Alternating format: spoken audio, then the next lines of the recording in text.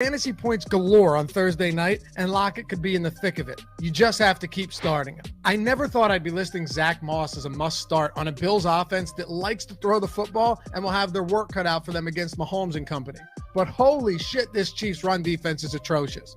Through 4 weeks, Kansas City is allowing, ready for this, a league worst 5.4 yards per carry and a league high 8 rushing touchdowns. Their grade on PFF and Football Outsiders is so far separated from the next worst team that it's hard to even comprehend. This showdown against the Chiefs has a week high 56.5 point total and should be a near guaranteed shootout. Kansas City's allowing over 30 points per game, and the total scores of their game this season have been 62, 71, 54, and 72. So while Josh Allen will probably be throwing quite a bit, there are just going to be too many points and yards in this game for us to overlook Moss. And how about this? Moss's 9 carries inside the 10-yard line rank 3rd in football, and he's only played 3 games. The Bills' offense is just so efficient, and the Chiefs' defense such a sieve that Moss should be a part of the action no matter what. And he's seen 20.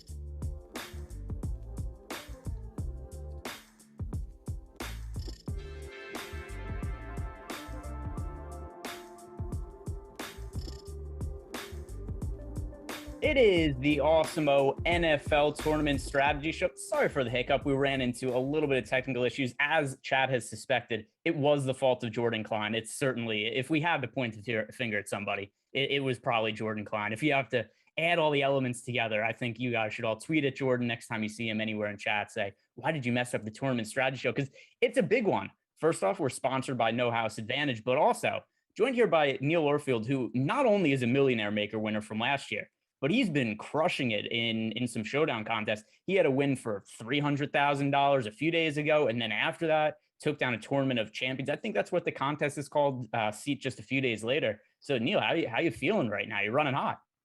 First, I just want to say that I co-signed blaming Jordan Klein. I'm all about it. But yeah, I'm feeling great. Won my got a seat in the Tournament of Champions on Thursday, the tiebreaker for the Monday night showdown. I told Eric on the Thursday stream that I was playing for Super Bowl tickets. I think I might have been wrong about that. There's nothing in writing that says we're going to the Super Bowl, and the ticket expires a week before the Super Bowl in the DraftKings app. So I'm no longer confident that they're sending us back to the Super Bowl, sadly, but I'll still take it.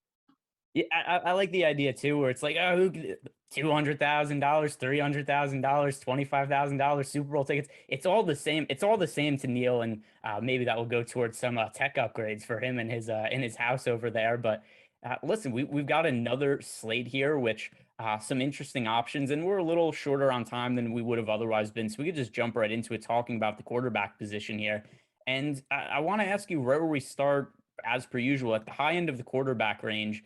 We've got not quite the same amount of options, like the 8K plus range, but still we've got Patrick Mahomes and Josh Allen playing on the primetime slate, so they're not on the main slate. So we're paying up for quarterback. The options are going to be basically Kyler Murray as the only expensive quarterback. How does that change how you view the quarterback position? Yeah, there are a lot of mid-range quarterbacks that I really like. I mean, some of the more expensive guys look good. I'll be playing some Kyler. I'll be playing some Aaron Rodgers. I'll be playing some Tom Brady. But I kind of like the mid-range a little bit more this week, I think. Yeah, I think that is certainly. I mean, to say like the high range, there aren't that many guys to choose from, right? Yeah. We've got Kyler Murray is at 8,000, Tom Brady 7,400, Aaron Rodgers 7,100, Jalen Hurts 7,000. But you could even make a case that some of those guys, technically are mid-range quarterbacks. Is there any one in this mid-range price point that you like that really stands out to you, that you like getting exposure to and making stacks of more than other ones? So in the latest boom bust update, Daniel Jones is really jumping out as having a really huge boom score. So I'm kind of leaning more towards Daniel Jones than I had been based on this update. I really like Derek Carr. He's looking good in the tool. I'd say those are the main ones that I'll be getting to the most in the mid-range. Talking about under 7,000, I'll probably get to some of the guys 7,000 and above a little bit more, but I really like those two. Yeah, so Daniel Jones, I think that he is somebody who's definitely worth digging into a little bit more. Like you said, 20.5% boom score for us over on DraftKings. That is the highest mark of anybody on the slate. And then even on FanDuel, where he's a little more expensive at 7,400, 13.8% boom percentage, which is also the highest on FanDuel, even with the elevated price point. And Daniel Jones has become a little bit of a meme, mostly because of that primetime game. I can't remember if it was Monday or Thursday night against the Eagles last year, where he's huffing and puffing for a 74-yard run, ends up tripping and falling over like the 12-yard line, and a phantom tackle falls. But I think there's more positives to be gained from a play like that than negatives, where people look at Daniel Jones and make fun of him for not scoring a touchdown on the play. How many quarterbacks are capable of breaking off 70-yard runs? So Right. he is a quarterback with more rushing upside than we normally see. But then also I have to ask you, in terms of stacking with him, are you willing to go naked with him, or is it still somebody you're looking to stack one or two pass catchers with? I don't think I'd go naked with Daniel Jones. I really like Kenny Golladay. He looks good in the tools.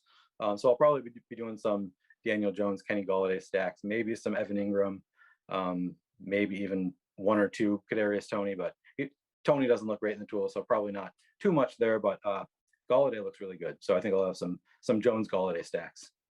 And you know what's funny about some of these kind of stack situations is, on the surface you'd say like, oh, no Darius Slayton, no Sterling Shepard. That means a worse spot for the Giants offense and the stack as a whole.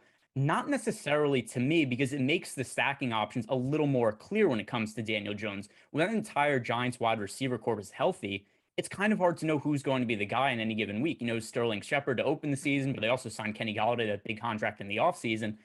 Would you agree that now that those guys are out, it actually kind of makes the Giants more appealing for that reason? Yeah, it makes it more concentrated, and because we didn't know they were going to be out, the stacking options are pretty cheap. So like those are nice ways to you can make a cheap stack and add in some more expensive pieces elsewhere.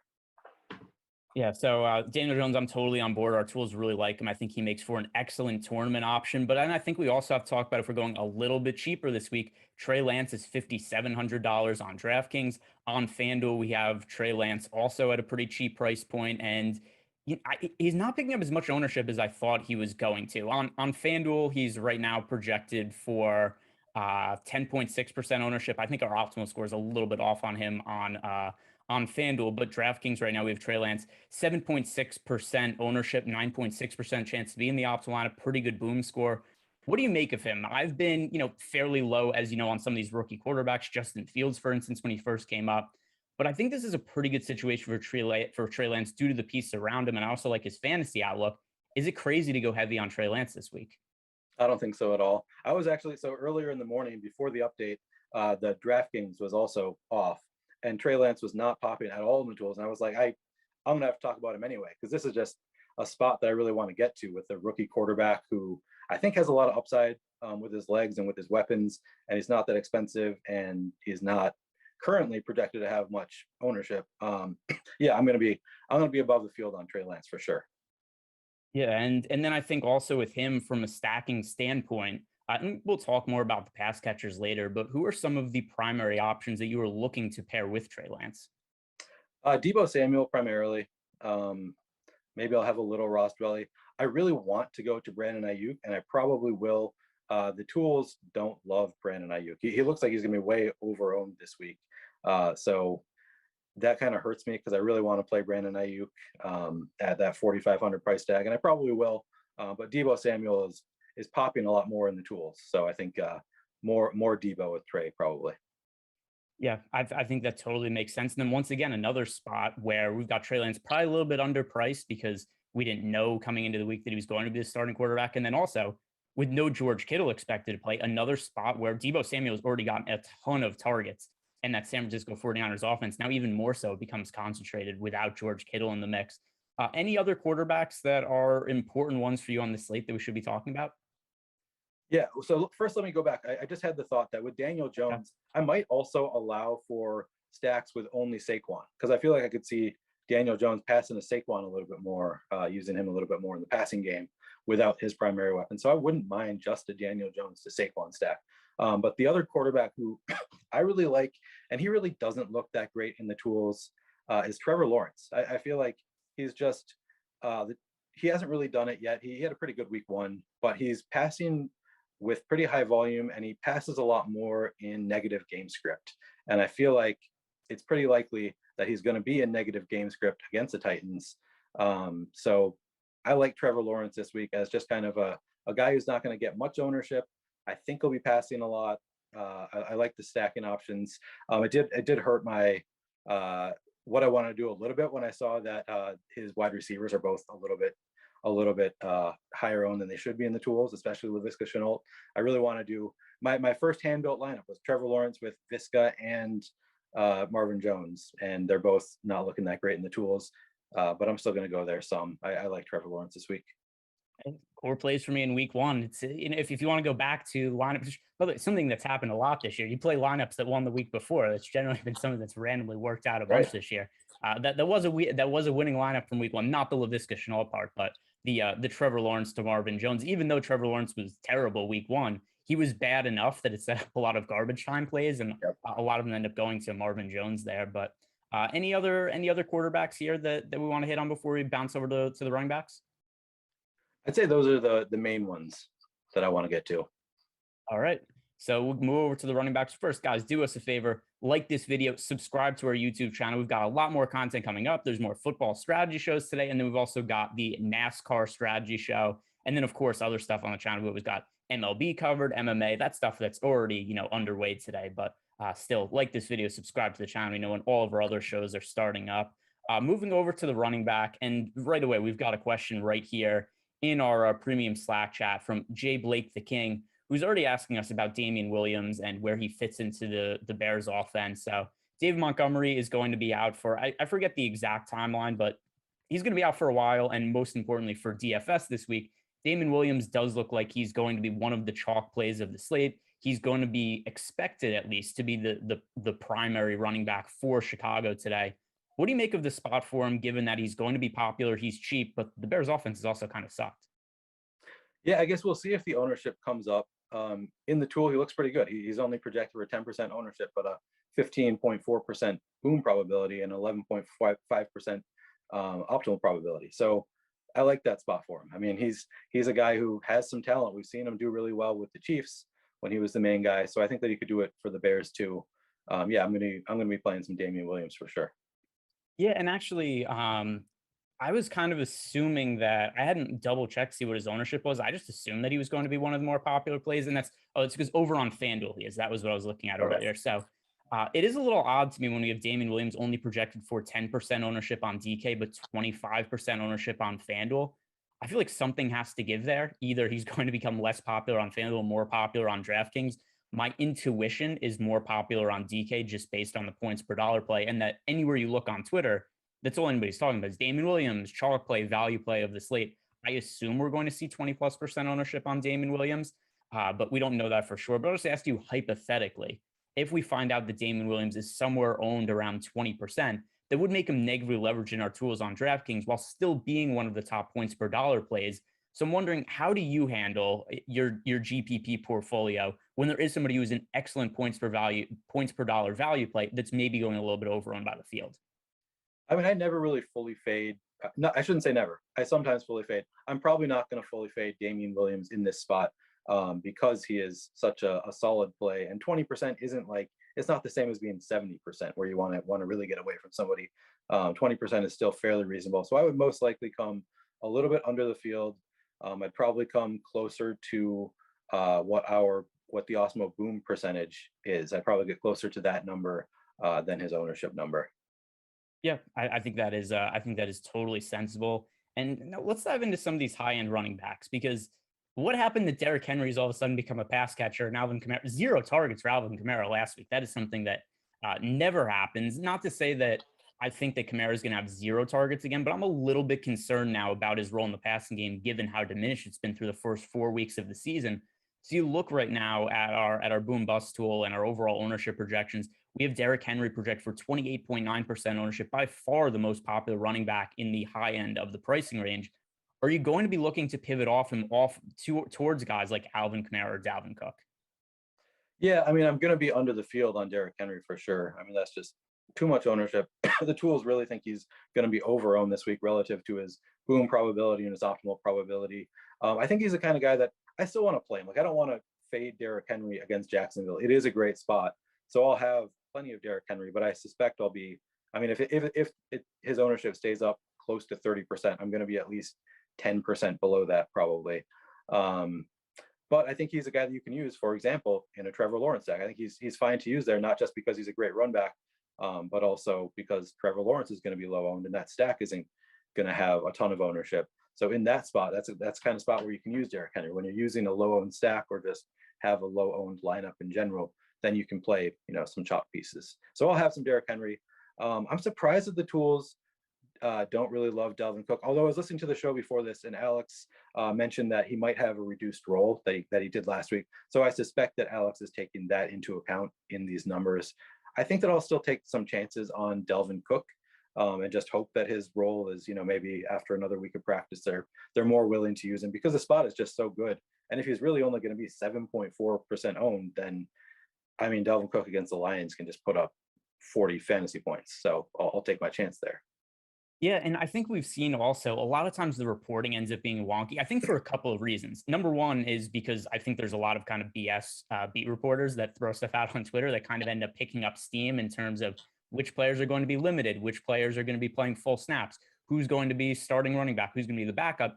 Sometimes I don't think that information is always totally accurate. Number one, I think that's one of the reasons. And number two, coaches feed us BS all the time too, where they just tell us stuff that's blatantly not true because they think it grants some kind of competitive advantage. So what I agree with you there from Dalvin Cook on 2 points. Number one, I think it's totally reasonable for Alex to look at Dalvin Cook and lower his mean projection just based on the idea of he could be limited, but his upside doesn't change. His ceiling game is still the same against the Lions. There's a chance he could get a full workload, and we just haven't gotten the total, full information from coaches and beat reporters there. So I agree with you. I think if we're looking to pivot off a lower owned guy in the high end, like what would Dalvin Cook's ownership be in this spot if this was 2 weeks ago at 8,400 against the Lions? He'd probably be 20+% owned. So I think that makes sense in terms of upside in tournaments. But then I also want to circle back and just ask you, what do you make of Alvin Kamara and just his lack of role in the passing game to this point? That was extremely frustrating. I think it was last week that we all played Alvin Kamara, right? The whole Awesemo team. He just looked so great. We all played him, and he had a good game. He had over 100 yards rushing, and they just didn't pass to him once, which was like the biggest reason we played him was the floor due to his receptions. It's frustrating, but I'm going to assume they're not going to keep just avoiding him completely in the pass game. He's too good as a pass catcher. So I like Alvin Kamara here, even though he's not in the optimal lineup as much as his ownership.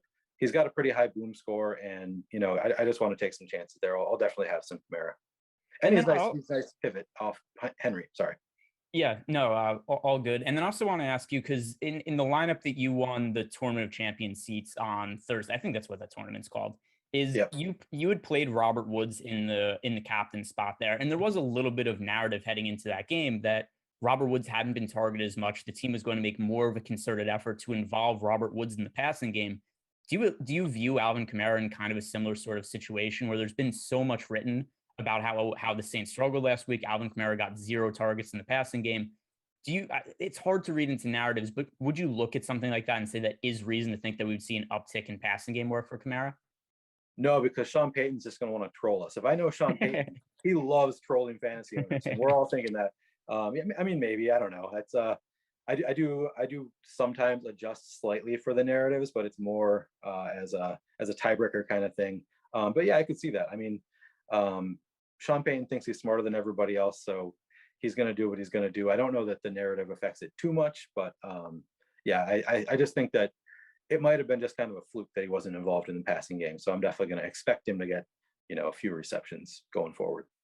So here's a running back I want to get your opinion on, because he's somebody I do think is certainly going to be involved in the pass game. We have him being quite a bit underowned in our tools on both FanDuel and DraftKings, and that is Najee Harris, who has a 3.5% positive leverage score on FanDuel. Over on DraftKings, he has a 4.7% positive leverage score. This is one of my favorite individual tournament plays for just a one-off spot because of how just game script independent he's been this year. If the Steelers are up in games, Harris is going to be running the ball. If they're behind the games, we saw him get, 18 targets a couple of weeks ago. Najee Harris is playing the Le'Veon Bell role for Pittsburgh right now, and he's just not getting the ownership that's warranted given his role in both the pass game and the run game. So do you see Harris the same way? I do. He looks great in the tools. And it makes sense. I mean, they're just giving him the ball. They're throwing him the ball, which, we both love. Um, Obviously, the spot is not great against Denver, and the Pittsburgh offense has not been too great either. But if they're going to pass him the ball, several times a game, I'm going to take some shots on Najee Harris. Even at his price, this must be the highest it's been, right? 6,900. It's got to be up there, close to it at least. So yeah, I'm gonna take some shots there despite the increased price. Yeah, and I mean, based on his role so far this year, week one he sucked, right? That was a bad game for Najee Harris. The volume was there, the production wasn't. But then some of the games after that, it's not like he's been crazy efficient, but it's so hard to fail in DFS, particularly on DraftKings for PPR point. If you're going to be a running back who's getting upwards of 18 targets in a game and you're going to be catching potentially double-digit passes, it's kind of hard to fail when you're at that cheap of a price point. So I view him as a guy who is just in a really strong spot, really, regardless of the matchup. You could say that if they're behind in games, they're going to be throwing to Harris a lot. If they're ahead in games, he's going to be running. So I basically think anytime he's at this kind of price point, we're going to want to prioritize him unless something changes with his role. But right now, I kind of just see him as Le'Veon Bell light from a couple of years ago. Are there any other running backs here that you see as being really under-owned in our tools that you want to highlight? Zeke looks great. He's only projected for 8.8% ownership, but has a 14.4% boom probability, 11.2% optimal. I really like Zeke. I was pretty high on Damian Harris. He was one of the guys that when I initially was making my lineups, he made it into, I think, my first hand-built lineup. He doesn't look phenomenal in the tools, but I think that his ownership is a little bit reduced due to the fact that Damian Williams is right there, and there are a lot of other running backs kind of in that range who are garnering a lot of ownership. So I'll definitely want to have some Damian Harris just as a play that against the Texans, I feel like they're going to run all over the Texans. They are, as Lofty said in the last show, they're missing 4 out of 5 of their offensive linemen, which is not great. So we don't know if they're going to be able to run all over the Texans, but I'm willing to make that bet at 6.3% projected ownership. Yeah, and it's funny, we actually had somebody in the chat right before he gave that answer. He asked, it was a Katsuki Bakugo. I do not know if I pronounced that correctly. I gave him my best effort, though. He said, does anybody think New England completely destroys Houston? Well, they're 7.5-point favorites. Nothing's a guarantee, but the 7.5-point spread would generally indicate that's a pretty good game script for the running backs. Now, another running back who's picking up a whole bunch of popularity this week, that is Leonard Fournette, and it's for a couple of reasons. Number one, only $5,200 on DK on FanDuel is only $6,400. Given the kind of role that we've seen from Leonard Fournette as of late, another guy who's been very involved in the Buccaneers pass game this year, of course, is going to be involved in the run game. And the other thing that's kind of been surprising, Ronald Jones has kind of fallen out of the rotation there, and that's led to a more increased role for Leonard Fournette than I think a lot of us thought he was going to have entering the year. But what do you make of his around 20% ownership on FanDuel and DraftKings, and how does that make you want to roster him in tournaments? I'm going to go under that. I mean, I'll have some Fournette. I don't think that he puts up a dud, but I think that there are other spots that I like better. So I'll probably have closer to 15% or something like that. Just try to get under the field because I like the spot. Of course, I like the price. I don't like the ownership, so I think that is the only thing kind of keeping me back from playing a lot of Fournette. Yeah, I think that is totally reasonable. Like I said, he is projected to be one of the most popular players on the slate. 20.6% ownership on DraftKings, but not that far off our projected odds of being in the optimal lineup at 19%. So it's not like he's crazy negatively leveraged. Same situation over on FanDuel, 17.7% projected ownership, 16% chance to be in the optimal lineup. Are there any running backs here that we haven't brought up that you think the people need to know about? No, I think we covered them pretty well. Okay, so we could move on, and I also have to bring up that today's sponsor is No House Advantage. If you guys are not familiar with No House Advantage, these are prop-based daily fantasy sports contests, different way to play DFS, and a little bit simpler too. You don't have to worry about any kind of ownership. You don't have to worry about correlation.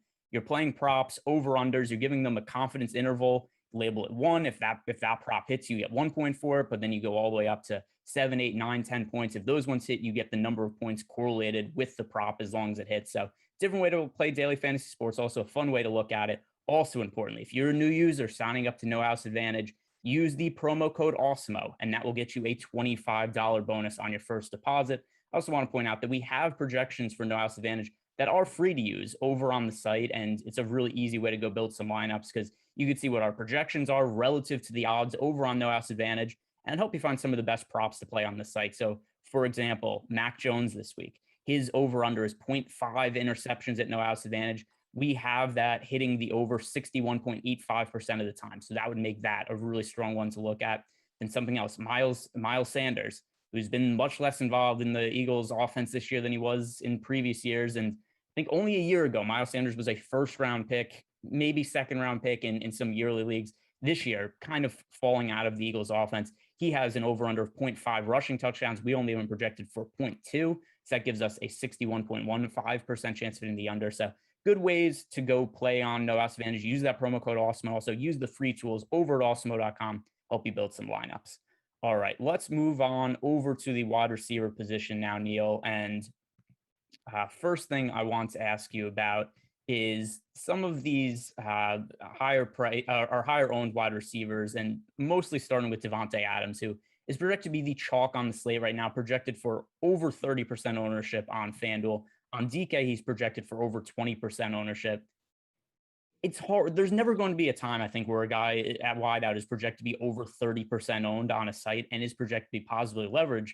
But then it just kind of becomes a situation of how do you work your lineups with Devontae Adams in terms of what are you doing in lineups you play him, or is he somebody that you're just going to kind of look to go way underweight to the field on because of the ownership? Yeah, so I mean, he's in such a good spot. He's such a great player. He's not the kind of chalk that I consider really bad chalk. I'm going to want to be right about even with the field on DraftKings. I think 30% on FanDuel is a bit much for me. I think I'll probably come in under that. I actually, right after we left running backs, I thought, oh no, I missed one. And then I realized I missed two. So I just want to touch on real quick. I actually really like Aaron Jones as leverage off of Devontae Adams because he's also in a great spot against Cincinnati. He's not getting a ton of ownership. His price has come up a bit to drive down the ownership. So I do like Aaron Jones. And then on the other side, I also like Joe Mixon. Looks really great in the tool. So I wanted to I couldn't not say something about those real quick. But yeah, moving back to wide receivers, I do like Devontae Adams in this spot. I imagine I'll be pretty close to the field, which is also about what his boom percentage and optimal probabilities are pretty close to what his ownership is on DraftKings. Yeah, and then in terms of Aaron Jones, how are you willing to make lineups that maybe have Aaron Rodgers at quarterback with Devontae Adams and Aaron Jones? Or are you going to try to separate exposure to Devontae Adams and Aaron Jones? How are you going to be divvying up lineups from a tournament perspective?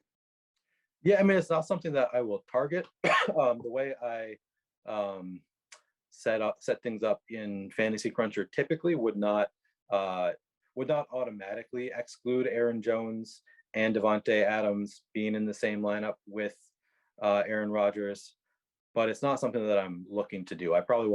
I'll probably try to avoid having a lot of lineups with all three of them just because they're all so expensive. It'd be tough for all three of them to get there. So I'm probably not going to have too many with all three, but I'll probably allow for Aaron Jones and Devontae Adams to be in a lineup together occasionally. All right. I think that makes sense. And, I have somebody here I want to bring up for a similar reason. We just talked about how Devontae Adams is going to be super popular, and that's something that kind of makes you want to get to Aaron Jones because obviously, let's say the Packers get down to the 1 yard line. There's a pretty good chance that either Devontae Adams or Aaron Jones are scoring the touchdowns. And something we've seen a lot of over the years where it's like, hey, Devontae Adams is the chalk and Aaron Jones scores 3 touchdowns or vice versa. So I do think that is a reasonable way to get leverage in tournaments. But I think we have a similar situation with Chris Godwin on Tampa Bay, where there's all this ownership going to Leonard Fournette. And, like we said before, it's not that he's crazy overowned in the tools, but just slightly overowned. But Chris Godwin is one of the most positive leverage scores of any wide receiver on the slate in our simulations.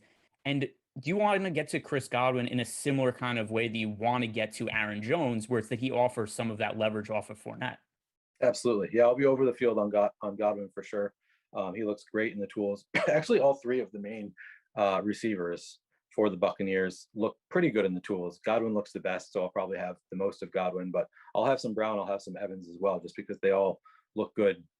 They're all their optimal probability is higher than their ownership projection, and that's something that I look for when I'm making my lineup. So I'll have all the Bucs receivers and Godwin. Yeah, primarily his optimal is way higher than his ownership probability, and I really like that at 6,300. I mean, that's just a great price, and we'll be obviously stacking him with Brady. So yeah, I like that play. Yeah, so Chris Godwin, that's somebody who really stands out to me in our tools. And then I also want to ask you about Robbie Anderson because he's somebody that rates out also very positively leveraged. I recognize there's a lot of upside in Robbie Anderson, but oh, is it hard for me to get behind Robbie Anderson? Mostly because I've played him this year. And if you've played Robbie Anderson at all this year, it's hard to get behind him again. The targets haven't been there, the production hasn't been there. But could this be the breakout spot for Robbie Anderson? Are you going to be chasing that upside in tournaments? It finally happened for Robert Woods, right? So That's maybe it's just true. going to follow that pattern. I've been playing them both, Robbie Anderson, Robert Woods, every week, and finally Woods got there. Yeah, I'm gonna play some Robbie Anderson. He looks really good in the tools. Only projected for 4.6% ownership. That's really low for Robbie Anderson at 5,000 against the Eagles. So I'm definitely gonna take my shots there. Yeah, so I haven't decided what I'm doing with Robbie Anderson yet. In full disclosure, I was hoping you would talk me out of him and just be like, no, no, don't look at the boom bust tool. Robbie Anderson sucks. He's not involved in the offense anymore because I'm tired of playing this guy. Except if you like him, then I feel obligated to maybe get him into like 5 to 10% of my lineups to be a little bit overweight to him. Here's a wide receiver that I like for a bounce back this week, and that's CeeDee Lamb, who it's a hard way to produce in fantasy football as a wide receiver. If you catch zero passes and you're not involved in the offense, that was the situation CeeDee Lamb found himself in last week.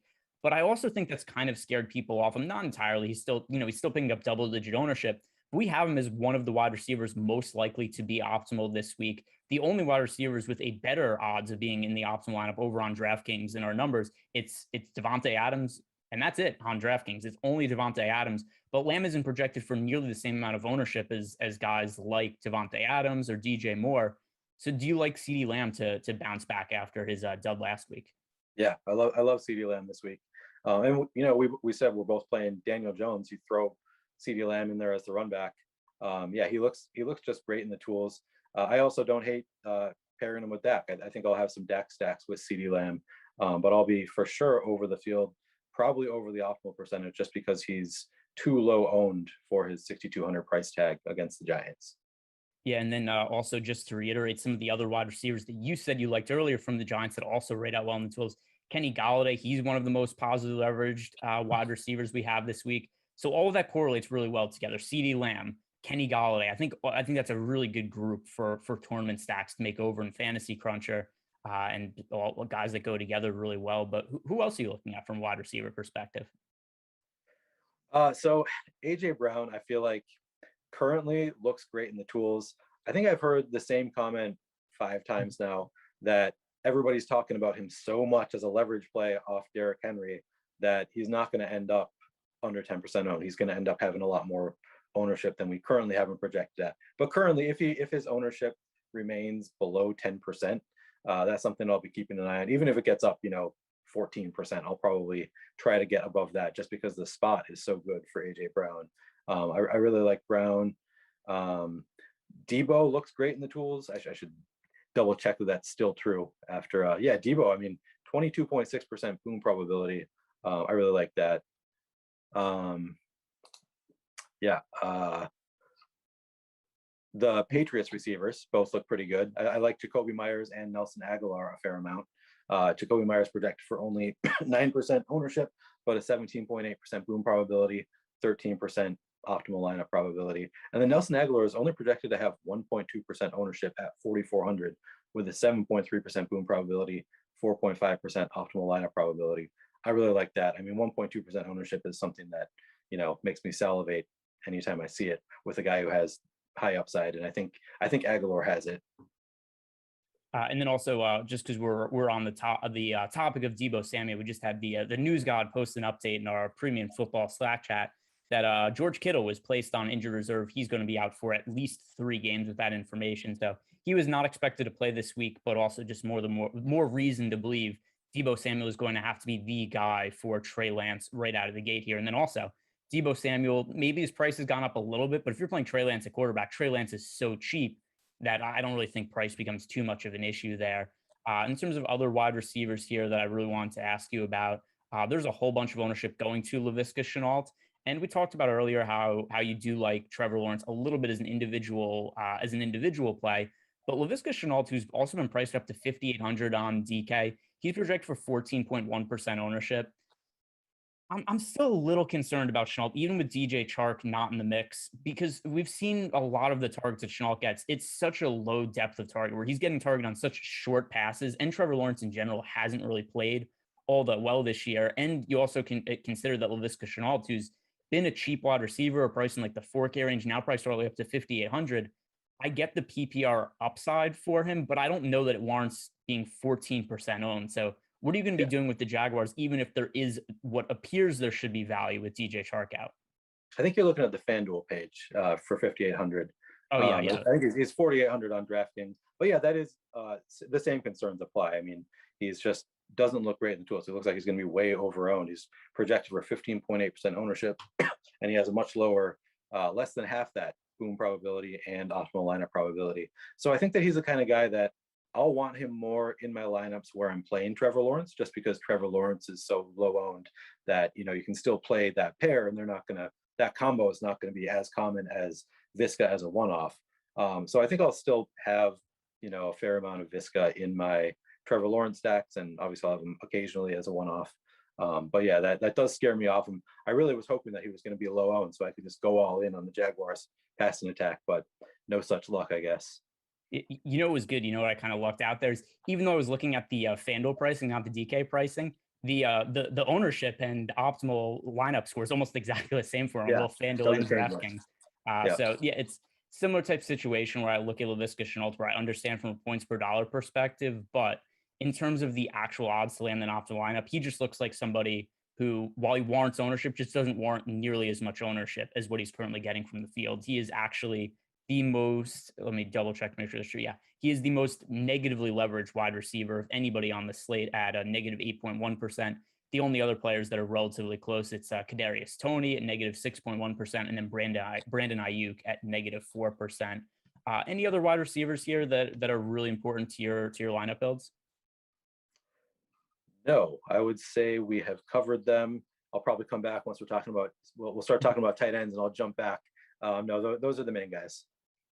All right. And you guys can get access to all the great Awesemo Plus tools and content, nearly every DFS sport out there, with an Awesemo Plus weekly pass for $29.95. This will include everything that you need to be a profitable DFS player: ownership projections, points per dollar projections, and all the other tools that we have. Also, if you are a new user to Awesemo Plus, you can take advantage of the promo code, which is NFL Strategy Show. That's all one word, all capital letters. That'll get you 25% off your first week of Awesemo Plus Platinum. Also, if you're somebody who only plays NFL DFS, you can sign up for our NFL Awesemo Plus weekly pass. That is for $3.95. Stop guessing, start winning. Join Awesemo Plus today. All right, let's jump over to the tight end position. And right away, the tight end position, a little bit of a mess this week, because we don't have George Kittle anymore. The Kittle, that was already kind of a disaster, chasing points from him. But no George Kittle because he's out. Travis Kelce isn't on the main slate. So we're left with Darren Waller at the high end of the pricing range, and nobody else really close to him. Got Darren Waller on an island by himself at 7,300 over on DK. On FanDuel, he is the most expensive tight end, priced at 7,400. So how often do you see yourself paying up for Darren Waller this weekend? Maybe 20%. I mean, he looks great in the tools. His ownership on DraftKings really surprised me. He's only projected for 8.1% ownership, which for a guy like Darren Waller is just too low. So I'm gonna take some shots there for sure. I'll probably play him on FanDuel too, just because, you know, he has the highest upside, the highest floor. I really like Darren Waller today. I think that he's just head and shoulders above everybody else.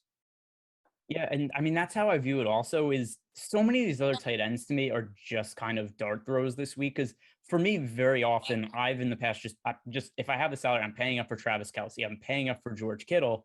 And we just don't have that security with the way that the tight end slate breaks out, that just sets up this week. Because like we said, it's Darren Waller. The next most expensive tight end on DK this week is TJ Hawkinson at 5,500. It's hard to trust anybody in that crappy Lions offense. Then we've got Dallas Goedert at 5,100, who, all right, I don't have a total issue with Dallas Goedert. 5,100 a little expensive for him. We only have with a 1.3% chance to land in the optimal lineup. So to me, I'm kind of looking at this slate as, in general, I either want to pay up for Darren Waller, or I'm just going to look to punt the position and kind of spray and pray with tight ends that correlate with other stacks I have. Is that a kind of similar approach that you're taking, or do you see it differently? Not exactly. I mean, I'll definitely be doing some punting, but I feel like TJ Hawkinson against the Vikings, he looks pretty good in the tools, and Noah Fant. So there are a couple mid-range guys that I kind of like. So I think I'll get above the field on those two guys. But after that, yeah, I think I'm taking essentially the same approach of just going with the cheap guys. There are a lot of, the Cameron Brates, Jared Cook, Anthony Firkser. I really like those guys this week. They look great in the tools. So yeah, I'm kind of going to be all over, I guess. I'm going to have Waller at the top, a couple mid-range guys, and then I'll spread it out among the cheap guys. Yeah, this is my gut feeling for this slate, and this isn't really based on not really based on a whole lot other than just how a lot of these slates have paid out in the past. If Darren Waller doesn't have a big game, there's a really good chance the tight end position doesn't matter this week. There's been a whole bunch of slates in the past that don't have George Kittle, don't have Travis Kelce. And that just ends up being, did you play a tight end that scores positive fantasy points? We saw a slate last year where I think it was Adam Troutman was the chalk play. He ended up being in the Millie Maker winning lineup with 0 targets and 0 receptions, 0 fantasy points, just because everybody sucked at the tight end position. He was the cheapest guy that also sucked. And I wouldn't be surprised if this slate kind of plays out the same. If I had to roster one cheap tight end, I would go to Cameron Brate. Only 3,300. He's not projected for that much ownership. There's no Rob Gronkowski in the mix. So my favorite punt tight end is Cameron Brate. But overall, I think this is a little bit of a spray and pray for me. But what do you make of Cameron Brate this weekend? Yeah, I mean, Cameron Brate looks phenomenal on the tools. Only 4.2 projected ownership. I'm going to love that he's going to be the primary tight end that Brady's going to be throwing to, presumably. So, yeah, I'm going to like Cameron Brate. I also, Anthony Firkser, I already brought up, but I like that he's leveraged now on not only Derrick Henry, but now if AJ Brown does come up the way so many people are predicting, he's leveraged on 2 pretty high owned plays. So I like Firkser against the Jags. Yep, I think that totally makes sense. One guy who, I guess we haven't projected fairly high in terms of optimal lineup score, but maybe a little surprised to see that we're getting double-digit ownership going to Evan Ingram on DraftKings today. He is projected to be the most popular tight end on all of DK. On FanDuel, relatively popular at 7.3%, but not quite the same. But in terms of Evan Ingram, I know that you said that you like Daniel Jones as a quarterback and you'd potentially be stacking Evan Ingram with him in some of those lineups. Is Evan Ingram also somebody who's appealing to you as a tight end play outside of stacks? Yeah, I think so. I mean, he's just such an athletic tight end. They're missing their 2 main pass catchers. Well, not their 2 of their main pass catchers. So he could be a little bit more involved.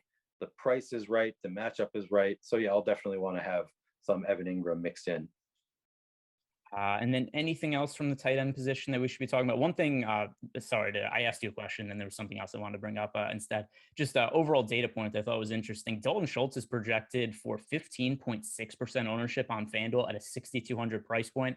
That he only 3.7% chance to be in the optimal lineup. So he is extremely negatively leveraged over at tight end on FanDuel, but also just wanted to open the floor to you. Anything else at the tight end position that we want to hit on here? Yeah, there's nothing else that really jumps out at me. Based on those numbers, I'm probably not going to be getting to a lot of Dalton Schultz. That's just too high of ownership. Yeah, I think we've covered all of the tight ends that I really wanted to touch on. All right, so let's jump over to defenses here. And, defense kind of a difficult talking point sometimes. It's a position that more often than not, I do like to punt at, but every once in a while I'll look at a defense like the Browns a couple weeks ago against Justin Fields and be like, oh, I think that's a really good spot that's going overlooked against a rookie quarterback. Is there any defense that really stands out to you in any kind of meaningful way for this weekend? Yeah, I mean, I'm going to go to my Vikings. I think I said every week. I just want to pick on Jared Goff. I'm going to be picking on Jared Goff again with the Vikings defense. They're only projected for under 6% ownership, which at 3,000, they're a defense that sometimes can make some turnovers happen. So I like the Vikings. Some interest in the Chargers against a banged up Baker Mayfield. Who knows how that's going to go?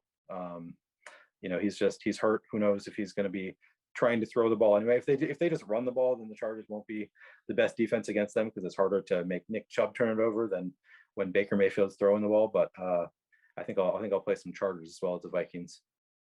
I like the Cardinals a little bit this week. Cheap price point on DK, projected for a little bit ownership at 5%, but we still have them positively leveraged. But Kind of a similar situation also that I kind of find myself in, where I'm evaluating in terms of going up against a rookie quarterback. Number one, the Cardinals defense has been really good, not just from a real life perspective, but also fantasy this year. They generated a bunch of sacks. They generated a lot of turnovers.